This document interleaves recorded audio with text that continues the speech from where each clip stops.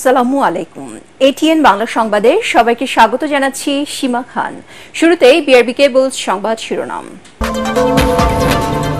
বাংলাদেশ থেকে পাচার হওয়া অর্থ ফিরিয়ে আনতে সহযোগিতা করবে মার্কিন গোয়েন্দা সংস্থা এফবিআই। বিভিন্ন দেশে দুদকের চিঠি।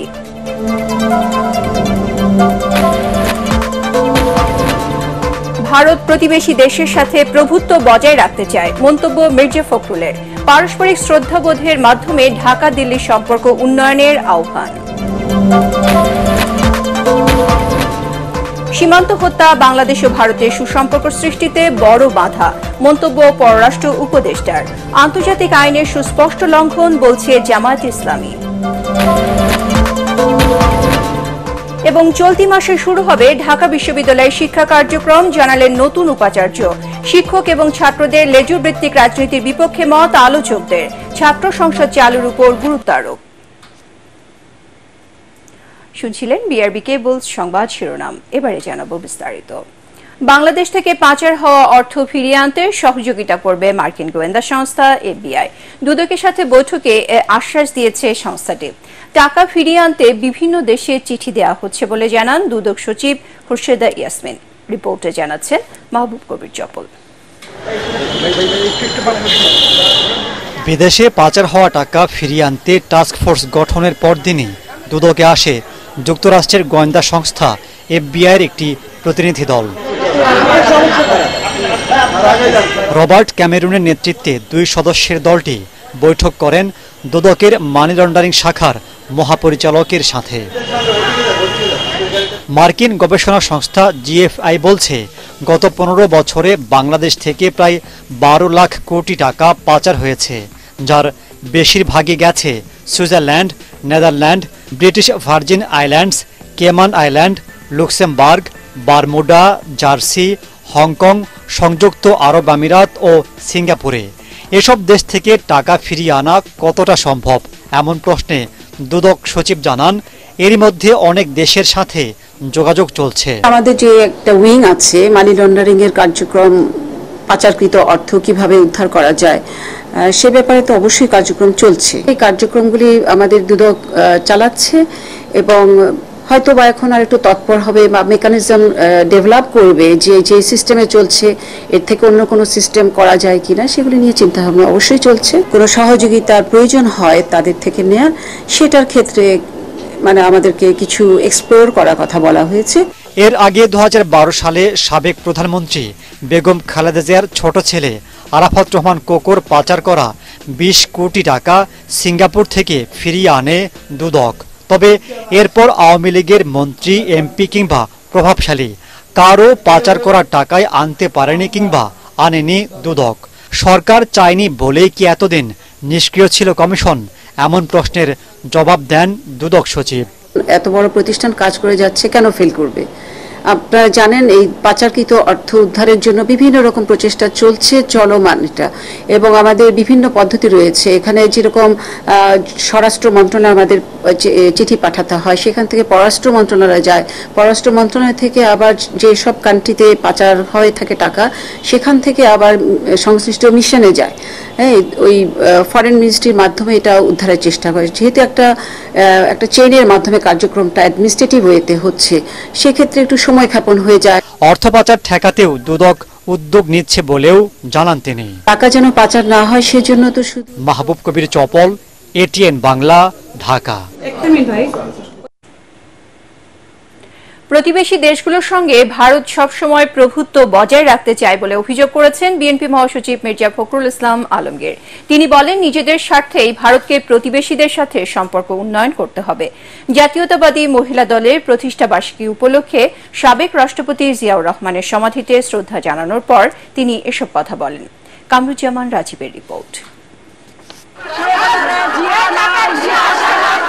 46তম প্রতিষ্ঠা বার্ষিকী উপলক্ষে জাতীয়তাবাদী মহিলা দলের নেতাকর্মীদের নিয়ে বিএনপির প্রতিষ্ঠাতা জিয়াউর রহমানের সমাধিতে শ্রদ্ধা জানান দলের মহাসচিব মির্জা ফখরুল ইসলাম আলমগীর।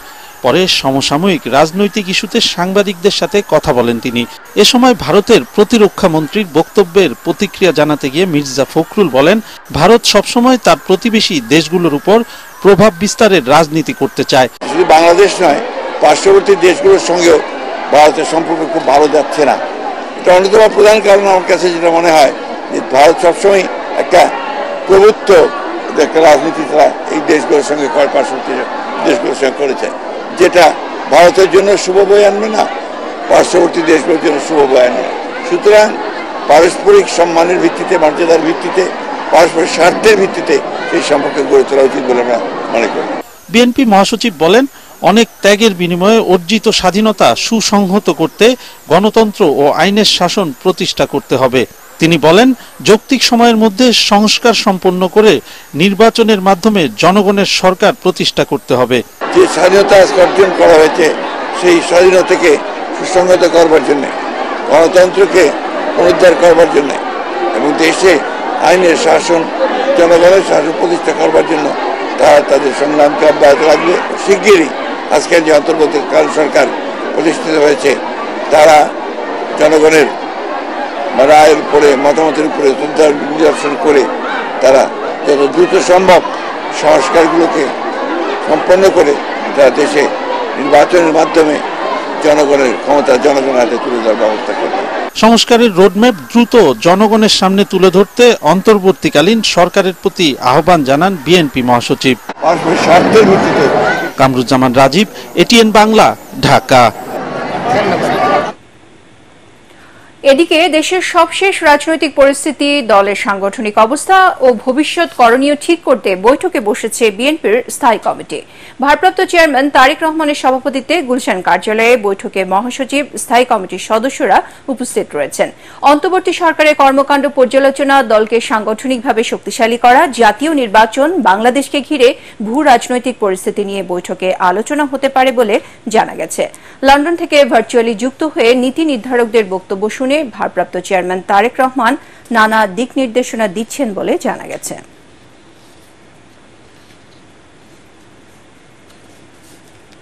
সীমান্ত হত্যা বাংলাদেশ ও ভারতের সুসম্পর্ক সৃষ্টির ক্ষেত্রে বড় বাধা বলে মন্তব্য করেছেন পররাষ্ট্র উপদেষ্টা তৌহিদ হোসেন।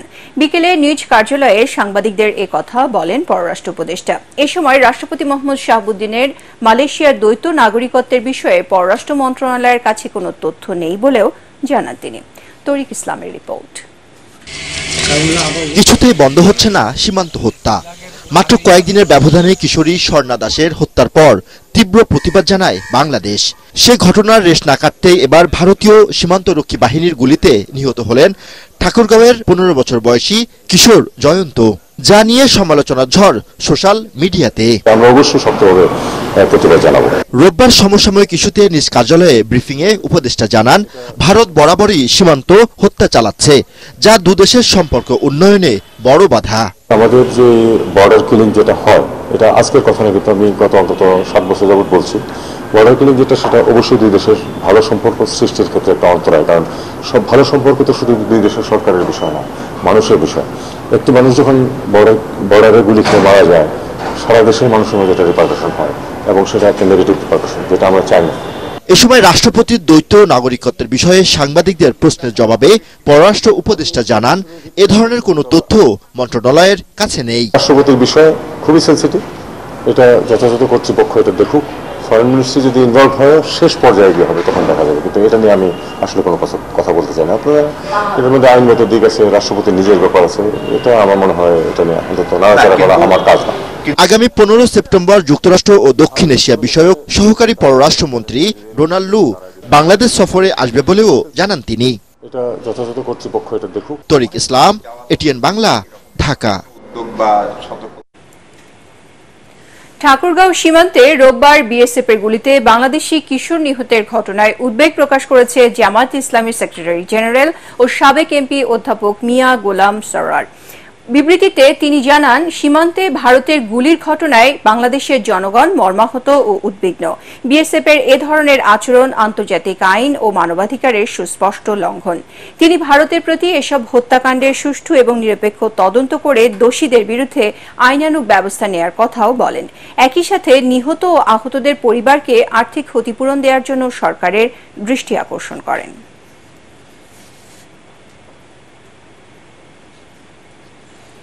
দ্বিতীয় স্বাধীনতার পর সবার আগে শাসকদের মানসিকতার সংস্কার করতে হবে বলে মন্তব্য করেছেন জামায়াতে ইসলামের নায়েবে আমির ডাক্তার আব্দুল্লাহ মোহাম্মদ তাহের।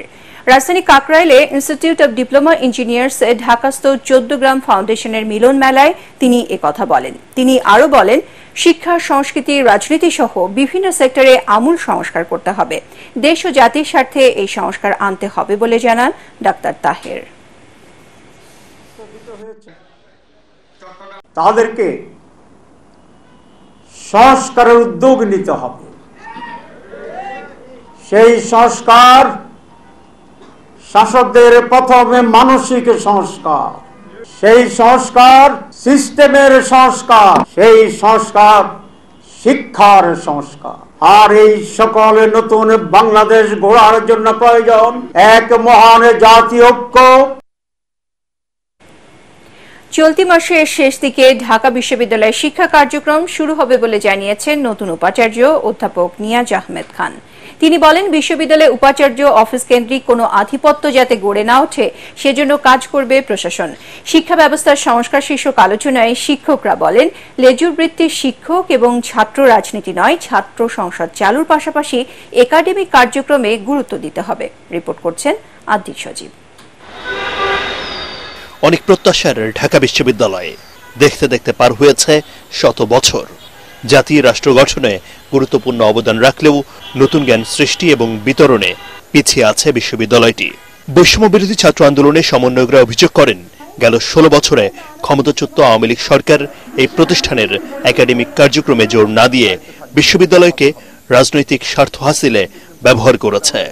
এই যে একটা ইউনিভার্সিটি, একটাই ইন্টেনশন এই স্টুডেন্টগুলোকে কোনোভাবে পার করায় দেয়া। আওয়ামী লীগ সরকার এই ইউনিভার্সিটিগুলা বা এই ইনস্টিটিউশনগুলোকে, এডুকেশন ইনস্টিটিউশনগুলোকে ধ্বংস করতে করতে এমন একটা পরিস্থিতিতে নিয়ে এসেছে যে আমাদের কিন্তু অনেক সক্ষমতা, অনেক অজস্র সক্ষমতা আসলে নষ্ট হয়ে গিয়েছে।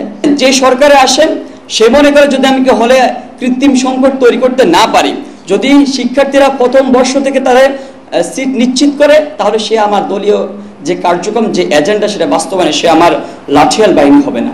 বিশ্ববিদ্যালয়ের শিক্ষকরা বলেন, প্রতিষ্ঠানে দলীয় লেজুর বৃত্তির রাজনীতি বন্ধ এবং শিক্ষক সমিতিকে রাজনৈতিক দলগুলোর প্রভাব মুক্ত রাখতে হবে। পাশাপাশি জাতীয় ইস্যুতে বিবৃতি দেওয়ার ক্ষেত্রে সংখ্যাগরিষ্ঠ শিক্ষকের মতামত নেয়ারও দাবি ওঠে। কোনো একটি দায়িত্বে বা একজন শিক্ষক একটির বেশি দায়িত্ব পালন করবেন না।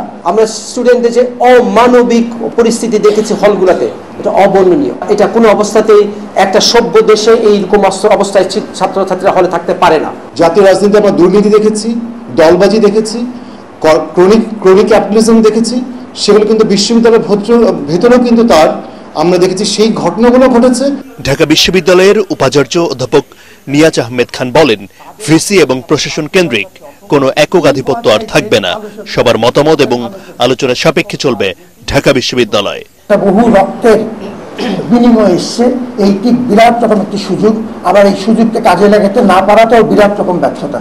অতএব এই ব্যর্থতার জন্য আমরা না যাই, চেষ্টা করি যে একটু একসাথে মিলে কিছু করা যায় কিনা। এই মাসের শেষের দিকে কিংবা একটু আগেই আমরা সিন্ডিকেটের অনুমোদন সাপেক্ষে আশা করছি যে আমরা শিক্ষা কার্যক্রম শুরু করতে পারবো। এমনকি প্রতিষ্ঠানের ভালো মন্দের বিষয়ে জনগণকে জবাবদিহি করার মানসিকতাও থাকতে হবে বলে জানান ডক্টর নিয়াজ আহমেদ খান। আদিল সজীব, এটিএন বাংলা, ঢাকা। অন্তর্বর্তী সরকারের প্রধান লক্ষ্য আইন শৃঙ্খলা পরিস্থিতির উন্নতি করা, এমন মন্তব্য করে দেশের নিরাপত্তা পরিস্থিতির উন্নতি হয়েছে বলে জানিয়েছেন প্রধান উপদেষ্টা ডক্টর মোহাম্মদ ইউনূস। রাষ্ট্রীয় অতিথি ভবন যমুনায় বাংলাদেশে নিযুক্ত ভ্যাটিকানের রাষ্ট্রদূত কেভিন এস র্যান্ডেল সৌজন্য সাক্ষাৎ করলে তিনি জানান, প্রধান উপদেষ্টার দায়িত্ব নেয়ার প্রথম মাসে গুরুত্বপূর্ণ সংস্কার করেছে অন্তর্বর্তী সরকার।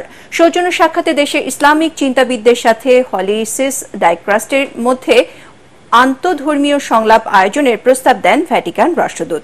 একই সাথে জোর দেন, বাংলাদেশে বসবাসকারী 10 লাখেরও বেশি রোহিঙ্গা শরণার্থীদের সহায়তা বাড়ানোর প্রয়োজনীয়তার উপর। এ সময় সংস্কার ও রোহিঙ্গা বিষয়ে হলি সির সহায়তা চান ডক্টর ইউনূস। এছাড়াও আলোচনার স্থান পায় সংখ্যালঘু সম্প্রদায় ও আসন্ন জাতিসংঘ সাধারণ পরিষদের অধিবেশন। বৈষম্য বিরোধী ছাত্র আন্দোলনে নিহত ও আহতদের তালিকা, মামলাসহ তথ্য উপাত্ত চেয়ে চিঠি পাঠাচ্ছে আন্তর্জাতিক অপরাধ ট্রাইব্যুনালের তদন্ত সংস্থা। সারা দেশে জেলা প্রশাসক, পুলিশ সুপার, সিভিল সার্জন, হাসপাতাল, কবরস্থান কর্তৃপক্ষ, শিক্ষা প্রতিষ্ঠান প্রধানের কাছে এ চিঠি পাঠানো হবে। ট্রাইব্যুনালের চিফ প্রসিকিউটর তাজুল ইসলাম জানান, সকল প্রিন্ট ও ইলেকট্রনিক মিডিয়ার কাছে তথ্য, ভিডিও ফুটেজ চেয়েও চিঠি দেওয়া হয়েছে। ওই আন্দোলনের ঘটনায় সারা দেশে হওয়া হত্যা মামলাগুলো আন্তর্জাতিক অপরাধ ট্রাইব্যুনালে স্থানান্তর করা হবে বলেও জানান তিনি। আরও জানাচ্ছেন হুমায়ুন চিশতি। বৈষম্য বিরোধী ছাত্র আন্দোলনের সময় গণহত্যা সহ মানবতা বিরোধী অপরাধে এ পর্যন্ত 11টি অভিযোগ দায়ের করা হয়েছে আন্তর্জাতিক অপরাধ ট্রাইব্যুনালের তদন্ত সংস্থায়। এরই মধ্যে তদন্তের কাজও শুরু হয়েছে। ট্রাইব্যুনালের চিফ প্রসিকিউটর জানান, আন্দোলন চলাকালে গুলিতে হতাহতদের তথ্য সংগ্রহ করা হচ্ছে।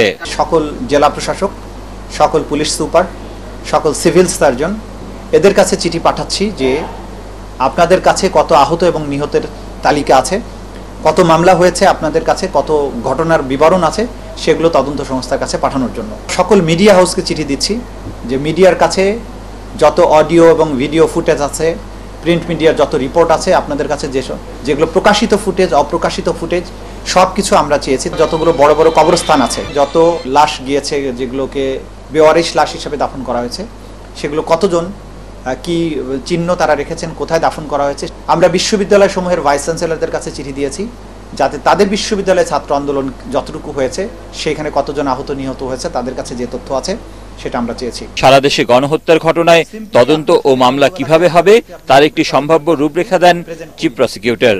সারা দেশে হওয়া হত্যা মামলাগুলো ট্রাইব্যুনালে স্থানান্তর করার কথা জানান তিনি। কেন্দ্রীয়ভাবে আসামিগুলো সবাই কমন হবে, আর ইন্ডিভিজুয়ালি গ্রাউন্ডে যারা পারপিট্রেট করেছেন, যারা সরাসরি গুলি চালিয়েছেন, যারা লাশে আগুন দিয়েছেন, তাদেরকে আলাদা হবে। কিন্তু এই ঘটনাগুলো স্থান ভেদে যদি আমরা তৈরি করি সেটা আমাদের জন্য সহজ হবে। বিভিন্ন ঘটনার স্থান এবং ঘটনার আধিক্য অনুযায়ী মিলিয়ে আমরা কয়েকটা কেসে হয়তো এটাকে ডিভাইড করব, যদিও আমরা চূড়ান্ত সিদ্ধান্ত এখনো নেইনি। একটা নোটিফিকেশন দিয়ে বাংলাদেশের সব থানাতে যতগুলো মামলা ইতিমধ্যে রেকর্ড হয়েছে এগুলোকে আন্তর্জাতিক অপরাধ ট্রাইব্যুনালের তদন্ত সংস্থার কাছে পাঠিয়ে দিতে হবে, কারণ ওই তদন্ত এবং ওটার বিচার ওইখানে আসলে সম্ভব না। তিনি বলেন, গণহত্যা হয়েছে সারা দেশে, সেজন্য তদন্ত শেষ করতে কিছুটা সময় লাগবে। প্রসিকিউশন টিম ও তদন্ত সংস্থায় জনবল বাড়াতে আলোচনা হয়েছে বলেও জানান তিনি। এই তদন্ত কতদিন সময় লাগবে এই মুহূর্তে এটা বলা সম্ভব না, কারণ এটার বিস্তৃতি অনেক বেশি, এটার গ্র্যাভিটিও বেশি। এটার জন্য লোকবল এখনো পরিপূর্ণভাবে নিয়োগ দেওয়া হয়নি। পূর্ণ শক্তিটা পাওয়ার পরে এবং পূর্ণ উদ্যমে তদন্তের নামার পরে আমি একটা ধারণা করতে পারবো যে কতদিন সময় লাগতে পারে। চিফ প্রসিকিউটর বলেন, কোনো তড়িঘড়ি না করে বিচার প্রক্রিয়া শেষ করা হবে, যাতে এ বিচার নিয়ে কেউ প্রশ্ন তুলতে না পারে। হুমায়ুন চিশতি, এটিএন বাংলা, ঢাকা। ঘুষ দুর্নীতি বন্ধের মাধ্যমে কারাগারের বেশিরভাগ সমস্যার সমাধান সম্ভব বলে মন্তব্য করেছেন স্বরাষ্ট্র উপদেষ্টা অবসরপ্রাপ্ত লেফটেন্যান্ট জেনারেল জাহাঙ্গীর আলম চৌধুরী। রাজধানী বকশীবাজারে কারা অধিদপ্তরে কারা কর্মকর্তাদের সঙ্গে মতবিনিময় সভায় তিনি একথা বলেন। স্বরাষ্ট্র উপদেষ্টা বলেন, বৈষম্য বিরোধী ছাত্র আন্দোলন শুধু কোটার জন্য হয়নি, এর পেছনে মূল কারণ হিসেবে কাজ করেছে ঘুষ, দুর্নীতি ও দ্রব্যমূল্যের ঊর্ধ্বগতি। কারাগারকে সংশোধনাগার হিসেবে গড়ে তোলার আহ্বান জানিয়ে জাহাঙ্গীর আলম চৌধুরী বলেন, কারারক্ষী ও কয়েদিদের খাবারের মান উন্নত করতে হবে, প্রশিক্ষণের মাধ্যমে বন্দীদের দক্ষতা বাড়াতে হবে। এ সময় কারা কর্মচারীদের শৃঙ্খলা এবং কল্যাণ নিশ্চিত করতে সংশ্লিষ্টদের প্রয়োজনীয় নির্দেশনা দেন স্বরাষ্ট্র উপদেষ্টা। কারারক্ষীরা যে তাদের যে সমস্যার কথা বলে, তবে একটা বড় সমস্যা তাদের খাওয়ার মান ঠিক নেই। এটার ভিতরে একটা বড় ধরনের ঝামেলা আছে। এটার ভিতরে আপনারা যারা যারা ইনভলভ আছেন তারা সাবধান হয়ে যান, কোনো ধরনের ছাড় দেওয়া হবে না। কারারক্ষীদেরও খাবারের মানের উন্নতি করতে হবে এবং যারা কয়েদি তাদেরও খাওয়ার মান উন্নতি করতে হবে। যেইভাবে হোক ঘুষ বন্ধ করতে হবে। ফিজিওথেরাপিস্টের চিকিৎসকের মর্যাদা দেওয়ার দাবি জানিয়েছেন ডাক্তার ও শিক্ষার্থীরা। বিশ্ব ফিজিওথেরাপি দিবস উপলক্ষে আয়োজিত আলোচনা সভায় এ দাবি জানান তারা। এ সময় ফিজিওথেরাপিস্টের চিকিৎসকের মর্যাদা দিতে দ্রুত পদক্ষেপ নেওয়া হবে বলে জানান জাতীয় অর্থোপেডিক হাসপাতাল ও পুনর্বাসন ইনস্টিটিউটের পরিচালক অধ্যাপক ডাক্তার শামীমুজ্জামান। রিপোর্ট করছেন ঐশী গোস্বামী প্রমা। বিশ্ব ফিজিওথেরাপি দিবস উপলক্ষে র্যালি ও আলোচনা সভার আয়োজন করে বাংলাদেশ ফিজিক্যাল থেরাপি সোসাইটি। এতে উঠে আসে ফিজিওথেরাপিস্টদের সাথে হওয়া নানা বৈষম্যের ঘটনা। এ সময় ফিজিওথেরাপিস্টদের চিকিৎসকের মর্যাদা না দিলে আন্দোলন কর্মসূচির হুঁশিয়ারি দেন ফিজিক্যাল থেরাপির চিকিৎসক ও শিক্ষার্থীরা। পাবলিক হেলথ সিস্টেমটা বুঝা, এটার সুযোগ নিয়ে আমাদেরকে মেডিকেল টেকনোলজিস্ট পর্যায়ে নিয়ে নেওয়া হয়। কারণ আমরা শুরুতেই বলছি যে মেডিকেল টেকনোলজিস্ট অ্যাসোসিয়েট প্রফেশনাল, সহযোগী, আর ফিজিওথেরাপিস্ট স্বাস্থ্য পেশাজীবী। এই সমন্বয়হীনতা থাকলে সমস্ত অপারেশনগুলি ফেল হবে, সাকসেসফুল হবে না। স্বাস্থ্যসেবায় আমরা গুরুত্বপূর্ণ ভূমিকা রাখবো। বাংলাদেশের চিকিৎসা ব্যবস্থায় বৈষম্য দূর হবে। ফিজিওথেরাপিস্টদের দাবি পূরণে দ্রুতই ব্যবস্থা নেওয়া হবে বলে জানালেন জাতীয় অর্থোপেডিক হাসপাতাল ও পুনর্বাসন প্রতিষ্ঠানের পরিচালক অধ্যাপক ডাক্তার শামীমুজ্জামান। দাবি পূরণ না হওয়া পর্যন্ত ফিজিওথেরাপিস্টদের সাথে থাকার আশ্বাস দেন তিনি। In future it will be in a proper shape and all the facilities. So far I believe in our orthopedics and all the things are going on. Why not the physiotherapy? Definitely, and I am not a person to ignoring you people. Believe that. I am considering you are my brother, you are my colleague, and you are part of NITOR. So far you are here, so I will try my level best, and hopefully very soon we can show you something to do. সভায় Bangladesh physical therapy অ্যাসোসিয়েশনের চিকিৎসক ও শিক্ষার্থীরা অন্যান্যের মধ্যে উপস্থিত ছিলেন। Oishi Goswami প্রমা, ATN Bangla, Dhaka. এবারে Al Arafah Islami bank অর্থ সংবাদ।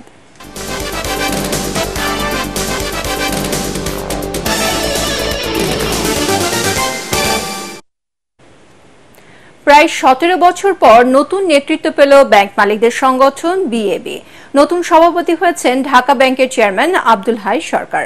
গুলশানে বিএবি কার্যালয়ে বিভিন্ন ব্যাংকের চেয়ারম্যানদের বৈঠকে বিএবি সভাপতি ও সহ সভাপতি নির্বাচন করা হয়।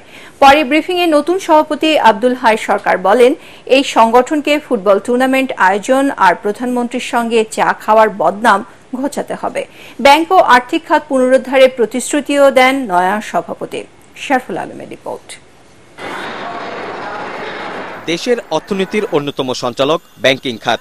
1.5 দশকে হাজার হাজার কোটি টাকা পাচার, খেলাপি ঋণ সহ নানা অনিয়ম ধ্বংসের দ্বারপ্রান্তে এই আর্থিক খাত। ছাত্র জনতার গণ অভ্যুত্থানের পর বাংলাদেশের অর্থনীতি পুনরুদ্ধারে প্রথমেই সংস্কারের উদ্যোগ নেওয়া হয় ব্যাংকিং খাতে।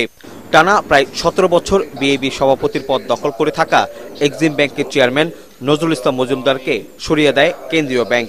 সোমবার ব্যাংক মালিকদের বৈঠকে নতুন নেতৃত্ব ঠিক করা হয়। সবাই মনে করে যে একটা সংস্কার দরকার আমাদের গঠনতন্ত্রে।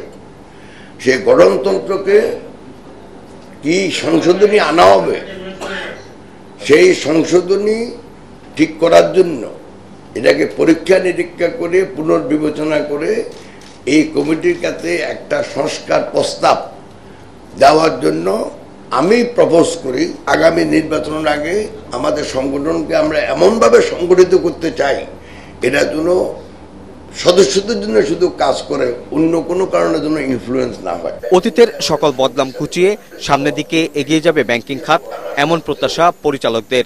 অতীতের ভূমিকা থেকে সরে এসে নিজেদের কাছে মন দেয়, তাহলে আমরা এখান থেকে একটা ভালো নেতৃত্ব দিতে পারবো, কনফিডেন্স ফিরিয়ে আনতে পারবো জনগণের, যেটার উপরে ভিত্তি করে ব্যাংকিং ইন্ডাস্ট্রি পরিচালিত হয় এবং আমাদের ফিনান্সিয়াল হেলথ যেটা আছে ব্যাংকিং সেক্টরে আমরা দ্রুত এটা পুনরুদ্ধার করতে পারবো। অন্তর্বর্তীকালীন সময়ে ব্যাংকগুলোকে প্রপারলি সহযোগিতা করা দরকার। চাঁদার জন্য যে culture, I don't think it is exist anymore, it is already gone নাও।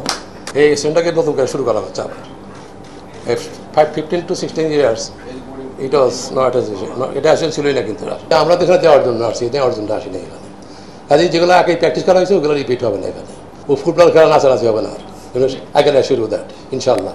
বিএবির বৈঠকে 22 চেয়ারম্যানের দায়িত্ব দেওয়া হয়েছে ব্যাংক এশিয়ার চেয়ারম্যান রোমরফ চৌধুরী এবং ফার্স্ট সিকিউরিটি ইসলামী ব্যাংকের চেয়ারম্যান মোহাম্মদ আব্দুল মান্নানকে। শারফুল আলম, এটিএন বাংলা, ঢাকা। এবারে আন্তর্জাতিক সংবাদ।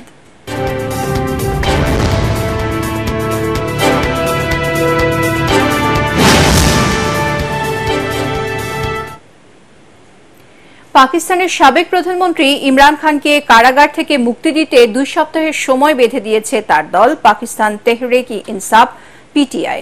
অন্যথায় শুধু ইসলামাবাদ নয়, পাঞ্জাবের মতো বড় শহরগুলোতেও তীব্র আন্দোলন ছড়িয়ে পড়বে বলে হুমকি দিয়েছে তারা। তার মুক্তির দাবিতে রাজধানী ইসলামাবাদে বিশাল জনসমাবেশের আয়োজন করে পিটিআই। অনুষ্ঠিত হয়ে গেল বাংলাদেশের জাতি, ধর্ম ও বিশ্বাসের ঐক্যের নিদর্শন নিয়ে বিশেষ এক আলোকচিত্র প্রদর্শনী একতার আলোয় বাংলাদেশ। রাজধানী বাংলা মোটরে সাহিত্য কেন্দ্রে একতার বাংলাদেশের উদ্যোগে দুদিনব্যাপী এই চিত্র প্রদর্শনীর আয়োজন করা হয়। এ সময় প্রদর্শিত আলোকচিত্রের মধ্যে শিল্পীরা দেশের সমসাময়িক অবস্থা তুলে ধরেন। ৮ সেপ্টেম্বর শুরু হওয়া এই প্রদর্শনী চলে আজ রাত ৮টা পর্যন্ত।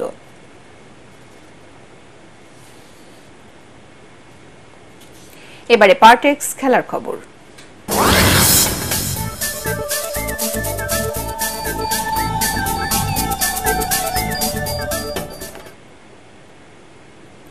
পাকিস্তান সফরে টেস্ট ম্যাচ জয়ের অনুপ্রেরণা কাজে লাগিয়ে ভারতের সাথে লড়াই করতে চান মেহেদী হাসান মিরাজ। মিরপুর শেরেবাংলা স্টেডিয়ামে জাতীয় দলের অনুশীলন শেষে গণমাধ্যমের সঙ্গে আলাপকালে একথা বলেন মিরাজ। তবে ভারতের কন্ডিশনের সঙ্গে মানিয়ে নেওয়ার চ্যালেঞ্জও থাকবে বলে জানান মিরাজ। পরাগারমানের রিপোর্ট। পাকিস্তানের মাটিতে ২-০ টেস্ট সিরিজ জিতে ফুরফুরে মেজাজে আছে বাংলাদেশ দল। কদিন পরই ভারতের সঙ্গে ২টি টেস্ট ও ৩টি টি-20 খেলতে রওনা হবে টাইগাররা। কিন্তু ভারতের বিপক্ষে বাংলাদেশের রেজাল্ট মোটেই ভালো নয়। ১৩ টেস্টে ড্র মাত্র ২টিতে, ১১টিতেই হার। এবার সেই পরাজয়ের রেকর্ড নতুন করে লিখতে চায় লাল সবুজের দল।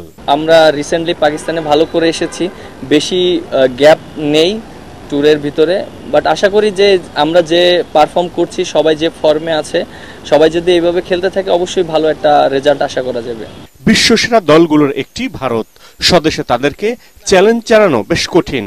সবার পারফরম্যান্সে ভারতকে সেই চ্যালেঞ্জে ছুড়ে দিতে চান মেহেদী হাসান মিরাজ। আমরা এবার একটা কনফিডেন্স নিয়ে যাচ্ছি, আশা করি আমরা ফাইট দেওয়ার চেষ্টা করব। যখন আমরা ফাইট দিতে পারবো ওদের সাথে, তখনই কিন্তু আমাদের ফরে রেজাল্ট আসার চান্স থাকবে। সো আমাদের প্ল্যানিংটাই এইটাই যে আমরা যেন ওদের সাথে ফাইট দিতে পারি। প্রথম টেস্টের জন্য ইতিমধ্যেই দল ঘোষণা করেছে ভারত। আগামী ১৯ সেপ্টেম্বর থেকে বেঙ্গালুরুতে শুরু হবে ২ ম্যাচ সিরিজের প্রথম টেস্ট। পরাগারমান, এটিএন বাংলা, ঢাকা। সংবাদ শেষ করার আগে বিআরবি কেবল শিরোনামগুলো আরও একবার। বাংলাদেশ থেকে পাচার হওয়া অর্থ ফিরিয়ে আনতে সহযোগিতা করবে মার্কিন গোয়েন্দা সংস্থা এফবিআই। বিভিন্ন দেশে দুদকের চিঠি।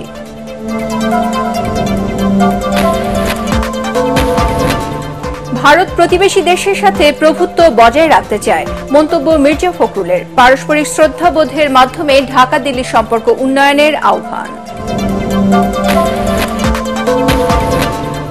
সীমান্ত হত্যা বাংলাদেশ ও ভারতের সুসম্পর্ক সৃষ্টিতে বড় বাধা, মন্তব্য পররাষ্ট্র উপদেষ্টার। আন্তর্জাতিক আইনের সুস্পষ্ট লঙ্ঘন বলছে জামায়াতে ইসলামী।